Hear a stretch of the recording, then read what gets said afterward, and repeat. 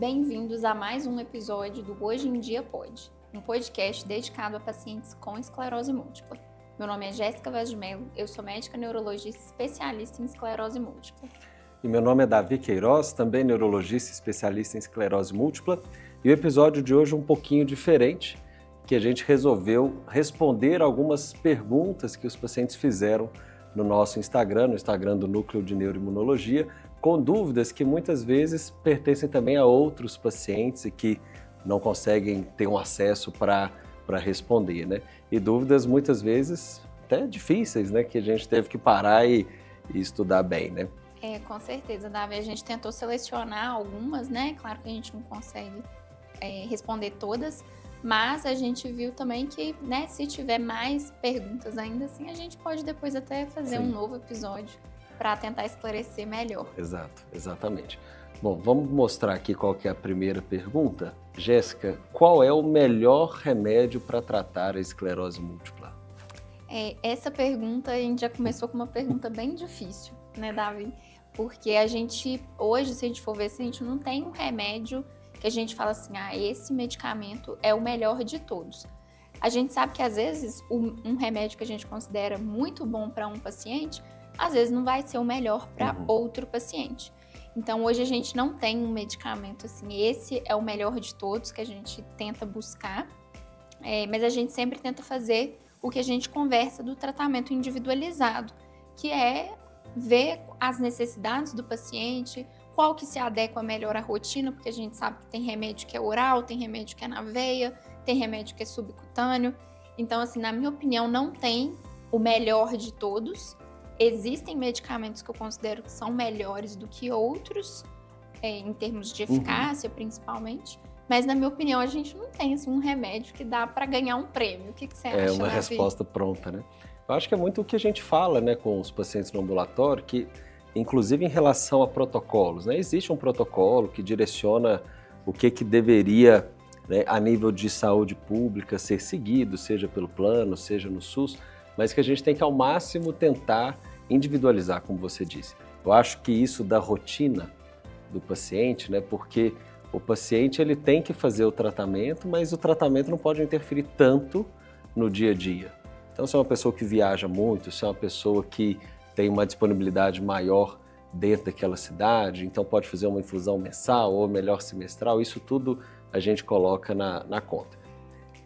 A única definição talvez seja o que você disse, né? Existem medicamentos que são mais eficazes e que a gente geralmente acaba indo por essa linha de tratamentos mais eficazes, mas dentro desse grupo não dá para premiar nenhum específico. É sempre compartilhar a decisão com o paciente do que vai adequar e alinhar as expectativas também, né? Com certeza. Acho que fazer esse ranking aí do melhor para o pior é uma coisa que arriscada, né? É arriscado, é difícil e talvez não vai ser verdade, né, a gente fazer isso. Exatamente. Vamos ver a próxima. Pouco tempo do diagnóstico, ainda sem tratamento. Eu posso escolher qualquer remédio que eu quiser? Então, não funciona assim, né, Davi? A gente não consegue, a gente não tem acesso a todos os tratamentos, independente da via que a gente está, né, tendo fazendo essa escolha, seja através do sistema público ou privado. É claro que assim, se for em termos de compra, né, talvez a gente consiga ter essa flexibilidade maior. Mas a gente, como você falou, nós temos protocolos que a gente, teoricamente, precisa seguir para ter acesso àquele medicamento. Inclusive, é uma crítica, às vezes, que a gente faz de protocolos muito engessados, que acabam não vendo a individualidade do paciente. Então, assim, a princípio, a gente pode escolher dentre alguns que estão disponíveis. Então, por essa questão de serem medicamentos de alto custo. Sim. E outro ponto também que sempre tem que ser levado em conta é que quando a gente fala de adesão ao tratamento, de critérios de falha, não necessariamente esses critérios vão ser unicamente por uma perda de eficácia do remédio, porque teve um surto ou porque a ressonância piorou. Mas muitas vezes, como a gente acabou de falar para outra pergunta, para a vida daquela pessoa aquele remédio não vai se adequar. Mas às vezes não é possível mesmo assim a gente ir para aquele que é o mais adequado. Ou porque o protocolo é mais engessado, né, que a gente tem que seguir. Às vezes é possível pular algumas etapas, mas não é uma garantia. Só que a gente também, aí para os profissionais que assistem, a gente entender que a eficácia de um medicamento não é simplesmente pela prevenção de surto, mas tem que ser sobre a adesão do tratamento. Então, se num primeiro momento a pessoa não pôde escolher o remédio que para ela seria o melhor, é a gente tentar ver como fazer para chegar naquele remédio em algum momento. Já houve vezes que a pessoa falou, eu não quero tomar esse por XYZ razões. Começou a tomar o remédio, adaptou muito bem, ficou super tranquilo, viu que a rotina pôde ser adequada e não quis depois trocar. Mas realmente não basta simplesmente querer, muitas vezes a gente tem que seguir esses protocolos, né? Exatamente. E outra coisa também que eu acho que é sempre importante você discutir com o médico, né, que está te atendendo. Porque às vezes a gente, enquanto paciente, tem uma ideia de um tratamento, né, e eu falo isso por experiência nossa, a gente não sabe tudo da medicina, a gente vai em outros médicos como paciente, e às vezes a gente tem uma ideia de um tratamento, e aí conversando com o médico a gente chega, às vezes, à conclusão de que não era como eu imaginava. Então, eu acho que é importante, a gente sempre estimula, né, Davi, a pesquisar sobre os medicamentos, a ler, a se informar, mas uma sugestão é não fechar muito a mente também para um medicamento específico, porque nem tudo que a gente lê também na prática é exatamente daquela forma. Então, acho que é sempre importante conversar ali com o médico e ver quais são as suas opções, né? Por que você quer aquele medicamento específico. Sim, né? sim. Compartilhar mesmo as informações que a pessoa recebeu, né? Isso, com certeza. Faz diferença mesmo. Bom, então a próxima pergunta. Surto tomando fingolimod, mas não liberaram natalizumab por causa do hemograma. O que fazer? Posso dividir essa pergunta em duas? Pode. O que tem a ver o hemograma com o fingolimod, primeiro? O fingolimod, ele é uma medicação que ele vai causar uma alteração no hemograma, que é uma alteração até esperada. Tem pacientes que não tem, mas a maioria costuma ter uma queda dos linfócitos. A gente sempre faz uma analogia com que os linfócitos são uma das nossas células de defesa. E aí o fingolimod, ele vai fazer, e essas células que eram para estar nos defendendo, elas estão causando ali o problema da esclerose múltipla. E o fingolimod, ele vai fazer com que esses soldadinhos fiquem represados dentro do quartel, que vai ser dentro do linfonodo. Então, o que acontece? Na hora que a gente faz o hemograma, os linfócitos estão baixos, porque esses soldadinhos estão todos guardados lá dentro. Só que quando a gente vai solicitar os medicamentos, né, principalmente através do sistema público, mas na verdade a gente tem critérios, né, independente em qualquer sistema, a gente precisa de ter os exames de sangue com valores de referência normais para eles poderem liberar o medicamento, como um critério de segurança mesmo. Então, quando a pessoa está tomando fingolimod, a gente sabe que o linfócito vai estar baixo. Mas aí, às vezes, a gente pede a medicação e aí ela é negada porque os linfócitos estão baixos. Então, muito provavelmente é o que, né, a gente acredita que tenha acontecido com esse paciente, fez o exame estava com o linfócito baixo e aí não liberaram outro medicamento por conta disso. E o que fazer? Então, a gente tem duas opções, assim, que eu penso, né, na minha prática. A gente pode suspender o medicamento, porque a gente também tem um período que a gente faz de washout, né, que é entre um tempo que nós esperamos entre a retirada de um medicamento e o início da próxima. Então, esse medicamento ele tem que ser descontinuado mesmo em algum momento. Então, a gente descontinua o medicamento, faz um novo hemograma e aí, com isso, faz a solicitação do natalizumab. Uma outra alternativa seria você fazer um relatório tentando explicar, né, que aquela alteração é devido ao medicamento que ele está em uso, que muito provavelmente aquilo vai se normalizar. Então, eu acredito que tem essas duas vias de justificar, né? Mas é importante que o linfócito também tenha se recuperado antes de começar o processo, porque senão eles vão negar, igual parece que aconteceu. Exato. E sempre lembrando de uma questão do fingolimod, que são surtos rebotes, né? Então, de novo, acho que essa questão da pessoa com esclerose múltipla ter um contato próximo com a equipe que acompanha faz muita diferença, porque muitas vezes qual estratégia seguir, igual você falou, suspender o remédio, mas pode ser que tenha um surto rebote se ficar muito tempo esperando a definição da liberação do natalizumab. Então, às vezes a gente acaba suspendendo, volta lá, faz o hemograma, normalizou, até ter a resposta do natalizumab, volta a tomar o fingolimod, lembrando que tem que ser a dose assistida novamente, né, se ficou mais de 2 semanas sem tomar. Então, acho que o segredo aqui, a razão, você explicou muito bem, o que fazer também, essas 2 opções, e compartilhar, né, para estar próximo caso sinta alguma outra coisa diferente, né? Essas perguntas são muito da prática, assim, do dia a dia mesmo, então são coisas que às vezes a gente não tem uma resposta. É isso que faz em todos os casos, né? Sim. A gente, né, na prática, a gente tem às vezes que acabar olhando o contexto ali, vendo quão baixo que tá, é um pouquinho mais complexo, às vezes tem que ter um pouco mais de jogo de cintura do que nós estamos falando aqui. Mas eu acho que, em linhas gerais, seria mais ou menos isso. Sem dúvida. Né? Tomara que consiga aí o medicamento. Exato. A próxima, vamos ver. Doutor, quem tem esclerose múltipla pode doar sangue? Pois é, pelas normas no Brasil não pode, né? Então, a princípio, isso não é somente da esclerose múltipla, né? Outras doenças autoimunes também são contraindicações à doação de sangue. Não é uma coisa apenas do Brasil, outros países também proíbem, acho que você tinha até comentado do Canadá, se eu não me engano, mas tem outros países que permitem, né? Acho que é uma questão mais legislativa, mas no Brasil realmente quem tem AM, mesmo que não esteja tratando, porque às vezes a pessoa acha que é uma questão do remédio, eu não posso doar porque eu estou tomando um remédio específico, né? Mas pelo diagnóstico da AM mesmo. Isso, e só lembrando que não é porque também a esclerose múltipla é contagiosa. Perfeito. Né? Não é nada que vai passar passa de uma pessoa para outra.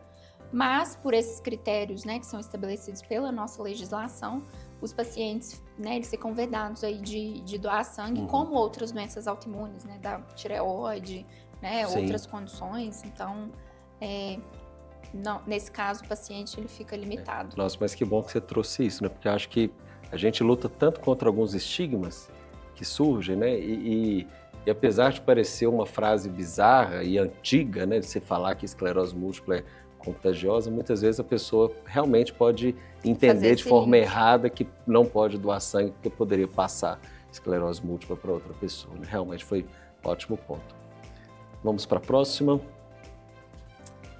No nosso grupo, uma paciente tinha AM, mas depois de anos descobriu NMO, que é a neuromielite óptica. Tem como a minha esclerose virar neuromielite?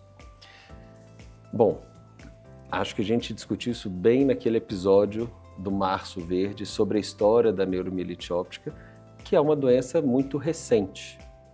Então, o anticorpo da neuromielite óptica, o anticorpo anti-aquaporina 4, foi descoberto há 20 anos praticamente, né? Então, o que acontecia antes da descoberta do anticorpo, né, antes da definição da doença em si, é que era dado como uma esclerose múltipla, né, uma forma atípica da esclerose múltipla. E aí muitos pacientes que tinham esse diagnóstico da esclerose múltipla, depois do surgimento do exame, do acesso ao exame, conseguiram fazer e viram que na verdade não era esclerose múltipla, era neuromielite óptica. Mas não porque uma coisa vai virar a outra, mas é uma questão, como a gente fala, a EM é uma doença de critérios diagnósticos e afastar os diagnósticos diferenciais é importante e a NMO é um desses diagnósticos diferenciais.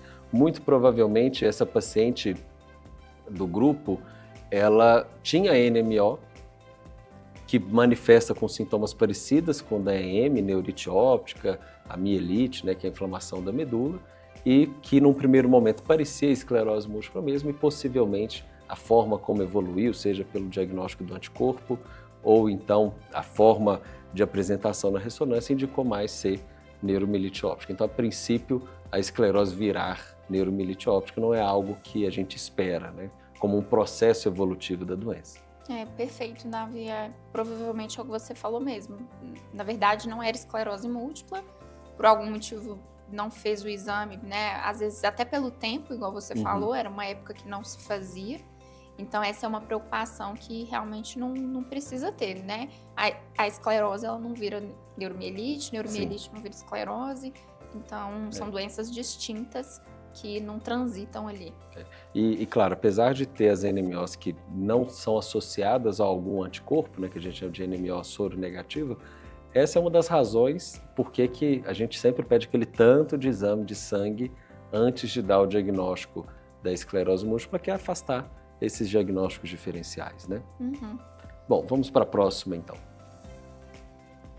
Tive uma diarreia muito forte e meu formigamento na perna piorou.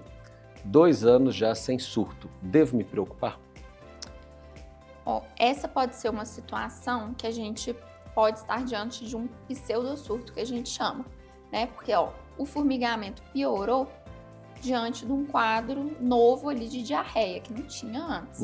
Né? A gente sabe que tem alguns sintomas da doença que eles podem aparecer como se fosse um surto, diante de situações de infecções, né, febre. Então, nesse contexto, pode ser que não tenha sido um novo surto e que, na verdade, tenha sido o que a gente chama de pseudosurto. Então, se deve se preocupar, quem vai conseguir responder isso com mais critério é o neurologista que avaliar, ver se realmente o exame neurológico não teve nenhuma mudança, se com a resolução daquele quadro o formigamento melhorou ou se ainda persistiu. Então, a princípio, a preocupação que a gente tem é de ser um surto, mas pode ter sido apenas um pseudosurto por essa associação com um quadro ali, né, infeccioso, às vezes, que aconteceu durante essa diarreia. Então, não consigo responder exatamente se deve ou não se preocupar, mas a princípio parece que pode ter sido um pseudosurto. Então, não necessariamente isso indicaria que teve falência, né, ao tratamento. É como eu brinco, né? Deve ficar vigilante, mas sabendo que a probabilidade de ser um pseudosurto existe, né? E não que seja uma falha do tratamento, né? Com certeza. Bom, vamos ver a próxima. Quem tem esclerose tem risco maior de ter um tumor na cabeça? Não, isso não é uma verdade, né? Tanto que, e isso foi uma pergunta, eu não me lembro quem fez, mas já me fizeram essa pergunta, assim, eu tenho que fazer ressonância todo ano porque eu tenho um risco maior de ter tumor na cabeça, por conta dessas manchas brancas, elas podem virar um tumor e tudo, mas na verdade não, né? A ressonância anual, ela é para ver se tem alguma inflamação assintomática, como um critério de controle do tratamento, e essas manchinhas, até o termo esclerose significa cicatriz, a princípio não é uma alteração que vai virar um tumor, né? Caso a pessoa tenha esclerose múltipla e por acaso descobre um tumor na cabeça, um tumor cerebral ou de alguma estrutura próxima ali do cérebro, na verdade é o mesmo risco da população geral, né? Independente se tem esclerose múltipla ou não. Davi, essa é uma preocupação que eu também vejo que os pacientes têm e talvez até porque como a gente às vezes vai explicar e fala que tem uma mancha, que tem uma lesão, então às vezes a pessoa já faz uma associação com alguma coisa tumoral, né? Com alguma coisa maligna. Então é importante a gente ressaltar que não tem, né, essa relação e que nem aquelas manchas da esclerose não viram um tumor, alguma coisa assim. Então, né, você respondeu perfeitamente, a gente não tem essa associação. Sim. Vamos ver a próxima. Filha descobriu o diagnóstico e fiquei arrasada. Como posso ajudar? Isso é uma frase que a gente escuta muito, né? E a gente vê que as mães sofrem muito, né, junto com os filhos, porque, né, acho que independente da idade, a mãe nunca quer ver o filho passando por nenhum mal. E frequentemente a gente vai dar essa notícia, às vezes acompanhado dos familiares, e às vezes o familiar fica ali sem chão junto com o paciente. E o familiar às vezes se sente nesse dever de, né, assim, não, eu tenho que ser forte para eu poder ajudar, né, o meu filho, a minha filha, o meu irmão. Então, assim, tem muitas formas, eu acho, de ajudar. Eu acho que talvez, assim, a principal é dando o apoio, que eu acredito que, né, a maioria dos pais vão fazer isso mesmo. Né? Apoiar o filho, entender que aquele momento ali é um momento difícil, que tem pessoas que vão reagir de formas distintas. Então, eu já ouvi pais e mães falando, ai, mas parece que ela nem está se importando com o diagnóstico. Mas cada pessoa vai reagir de uma forma. Tem pessoas que às vezes vão negar ali no início, tem pessoas que vão reagir muito bem. Então, o processo do diagnóstico, ele, né, a gente já até teve um episódio sobre isso, ele é uma jornada que pode ser muito desafiadora para quem está vivendo. Porque no início são muitas incertezas, são sintomas que a pessoa às vezes nunca sentiu. Então, eu acho que a principal forma de ajudar é, primeiro, dando apoio e também se informando, para poder, né, criar ali uma rede de sustentação mesmo ali durante aquela trajetória, porque nós estamos falando de uma doença crônica. Sim. Eu acho que um verbo que você usou, o entender, eu acho que ele é muito importante, né? E às vezes a gente querendo ajudar, né, enquanto família e tudo, a gente quer ser muito ativo e às vezes a gente atropela o tempo do outro, né? Como você disse, cada pessoa vai se inteirar daquilo de uma forma e a angústia do querer ajudar e sentir que não está conseguindo, às vezes faz com que a gente peque demais pelo excesso, né? Então force a pessoa a fazer alguma coisa. Não, você não está querendo fazer atividade física, você vai sim, vamos lá junto. Se você não está conseguindo, é sua cabeça que não está deixando. Então realmente não é tão simples, né? Muitas vezes as pessoas acham que é uma questão de vontade ou que está desligado demais. Eu acho que esse suporte, né, estar ao lado para quando a pessoa precisa, então acho que isso já é uma grande ajuda, né? Notar que existe uma rede de apoio já é muito, muito suficiente, né? E com certeza, assim, também uma coisa que eu acho que é muito importante é se aquele diagnóstico, ainda que seja do filho, te afetar profundamente, você, né, sentir que precisa de ajuda, procure ajuda em paralelo. Porque, às vezes, os familiares, né, os cuidadores que estão junto com a pessoa, eles acabam, às vezes, passando por questões, né, próprias ali que precisam, seja de ansiedade, depressão, de forma reativa ali aquele diagnóstico. Então, se cuidar também faz parte do cuidar do outro. Então, eu acho que também é uma coisa que não pode esquecer. E pais, às vezes, têm essa tendência, né, de focar ali no filho e acabar negligenciando, às vezes, a própria saúde, assim, também, né, nesse sentido. Vamos para mais uma? Meu médico não deixa eu tomar a vacina de Covid. O que vocês acham? Bom, a primeira questão em relação à vacinação é sempre ver o tipo da vacina, né? Então, se é uma vacina de vírus vivo, independente do medicamento que a pessoa faz uso, a gente não pode indicar vacinação de vírus vivo, como, por exemplo, vacina de febre amarela. Então, eu sempre falo, durante uma campanha, pergunte qual o tipo de vacina, ou então nos pergunte se pode, de fato, tomar aquela vacina. O melhor momento para tomar vai depender muito do medicamento que faz uso. Então, muitas vezes, a gente vai ter que ver entre as doses de um medicamento quando tomar. Em relação à vacinação de campanha, como vacina de Covid, vacina de influenza, né? Então, nesse período de gripe, ou tomara que não, mas caso surja outra epidemia ou outra pandemia, nós temos que ponderar muito a questão da gravidade desses quadros infecciosos. Porque muitas vezes a pessoa fica com risco da vacina induzir um surto, sendo que muitas vezes uma infecção viral também pode induzir um surto e às vezes, pelo que os dados da literatura mostram, ainda com uma frequência maior, né?